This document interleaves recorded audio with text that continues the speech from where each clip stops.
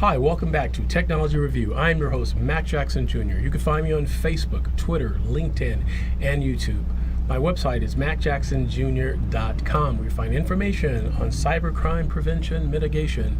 I'm here today in my business spotlight segment with my guests, Sheila Williams and Michelle from Shewin, right? Shewin Bookkeeping Services. Yes, so we're going to talk about bookkeeping services and what you guys do for companies and businesses. How you doing, Sheila? Oh, I'm great. Yes. How are you, Michelle? Great, thank you. Excellent. Thanks for being here. So tell me about your operation. What do you guys do, basically? Well, we basically do exactly what most CPA firms or bookkeeping firms do. Mm-hmm. We handle the financials for small, mid-size, and even large companies. But we have a different approach about it. My business is more about educating. Usually companies, small, and mid-size, Mm-hmm. they usually have, a firm like mine, do their bookkeeping and reconcile their banks and then hand it over to them and say, oh, well, your business is done. Right.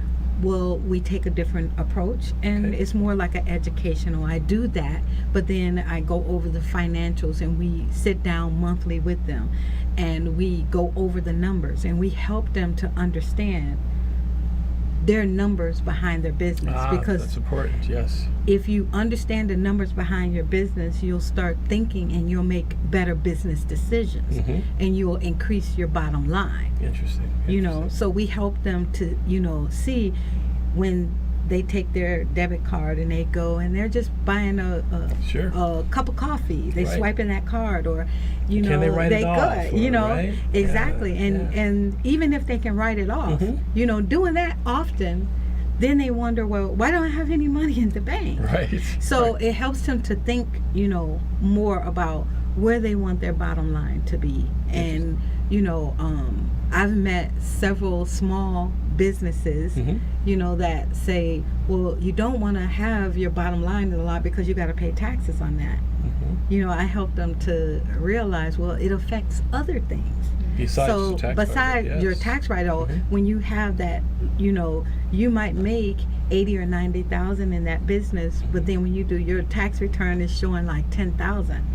Yeah. That affects Sure. some other things that you might want to do in your life. So Exactly. we help them to, manage, Mhm. money. Michelle is great with marketing and helping them to understand, hey, you guys, we have to, do things a little differently. She Interesting. creates wonderful reports, Nice. Well, let me ask you, Michelle. So, what kind of customers do you work with? Is it small businesses? Is it large corporations? I think or is it all of mixed? it. I would say Sheila has a passion for. Mhm.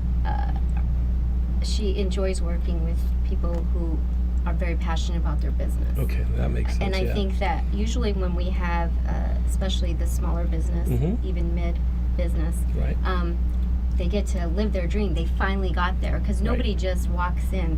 If you look back, there's a history. They have 10, 15, 20 years invested. Yeah, She just was with a huge client that this has been a dream since 2000, and Mhm. they're here, and it's a beautiful facility, and she's Nice. now walking them through really the difference between her firm and anyone else is she takes a vested interest in them. She Mhm. understands their goals. She Mhm. helps them.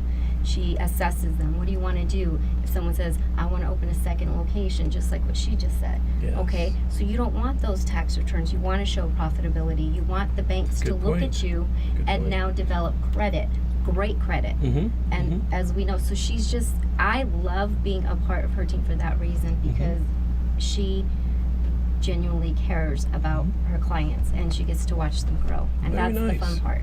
That's So what You type know of what? Go ahead. To add to that, Sure. the facility that I just helped, is called the Game Changers. It's a new gym, and it's right off of Decatur, past Russell, like right before you get the 215. And the facility is so great. It's a wonderful facility, and mostly all of the trainers, I interact with them. And you Nice. know what? I'm their accountant, but I'm actually also a big supporter of them. So I get out there and I do the groundwork and get Very good. people in there. I promote as much as I possibly can, and I don't charge them for it. Very good. Because, you know, they have, as long as they have that passion, Right. I want to help them. I have no client Mhm. that just gives me their stuff and I do their books. Every single one of my clients have to put aside Mhm. an hour or two once a month, and we go over those numbers, and then I ask them, how does this, you know, how do you understand this? So you're more like you're very personable Yes. with your clients. Very Yes. personable versus just giving them reports every month and walking away and saying, this is what you got to pay, this is where you Well, no. are. Well, yeah. You know, like a a lot of of the other- people don't. When you really look at business owners, Right. if you actually go, and this has happened many times, where they word of mouth, someone says you Yeah. need it, you need, hey Sheila, and then she finds out that they've have been in business 5-6 years, but they couldn't even tell you what a balance sheet, what Wow. that signifies. Looking at Yeah. a cash flow statement, they have no idea. To them, they just look at the profit and loss, Right. and that's all they do. And she's like, oh no, you have to understand. Just because you're showing a profit doesn't Yes. mean you have to look at the numbers. If you pay attention to the numbers, are telling you a story. That's right, It's not always. just historical data. It's telling you. If you look at the numbers and the trends, if you continue, even though you're making a profit, you got to pay attention to how your expenses are. She's just right. amazing. And when she does that, and they start, and the way her approach is, she starts baby steps. Yes. She really Yes. does. She does. She Yes. starts The assessment, baby steps. right? Getting the to know the assessment, client. yeah. Yes, yes. And it's amazing when someone is invested. Anybody is invested in your company. That's a great feeling. Absolutely. And not for nothing, but everybody knows number crunchers. They say we have no personality, but we take that stereotype away because True. it's a true. Yes, we're number crunchers, but it's about passion for True. people with passion. Well, Sheila, let's tell our audience, where are you from? Well, I am A from little bit about Chicago. you. Chicago. I You're am from in Vegas. Chicago, and I have been in the accounting industry for over 30 years. You know, have my bachelor's, 2 masters, enrolled agent, you know, so I'm constantly educating myself. In order for me to keep my license, I have to educate Yes. myself. And the things that I learn, I try to look for techniques that, you know, it is complicated. You know, a lot of people, I was just talking to a CPA, and a lot of people just assume accounting is easy because it's the numbers of 1 + 2. It's the most difficult job. You know, because everything has, you know, some type of significant information that, you know, is telling this client, this is what's going on. Absolutely. And a lot of times, you know, you have clients and they just want to trust the accountant and say, I gave it to you, you do it. No, you need to understand. That's just why you have so many people that are being defrauded and money is being stolen. And you know, they find out that employees is stealing money. Yes. It's because they don't understand. I have clients now, and I am very proud, you know, and it's over 5 or 6 of them that now when I'm not there, they know this is not right. You know, this account right here needs to be 0. Right. They know. Yeah. And they even will deliberately put things in the wrong place, and they will tell their staff, just put it there, Sheila will find it, she'll move it.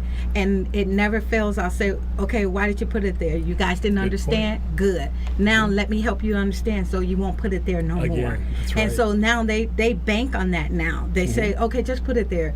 She'll find it. She's going to call us. And it's never failed. I always call.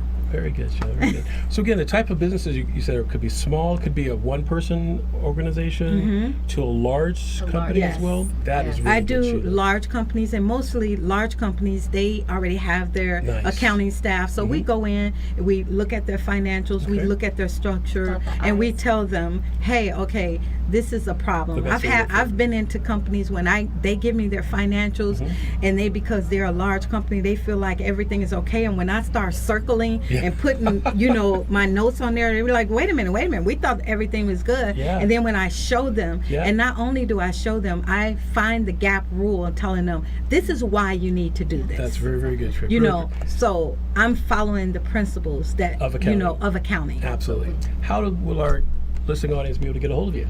Well, you know, we have our website. It's www.shewinsbookkeeping.com. SheWinsBookkeeping.com. And we're also on Facebook under She Wins Bookkeeping, you know, and Twitter, Very good. and you can find me on LinkedIn under good. Sheila Williams. Well, thank you, Sheila, for being with us. Appreciate it. Thank you. Thank you, Patel. Thank you so All right, much. thank you. We'll be right back after these messages.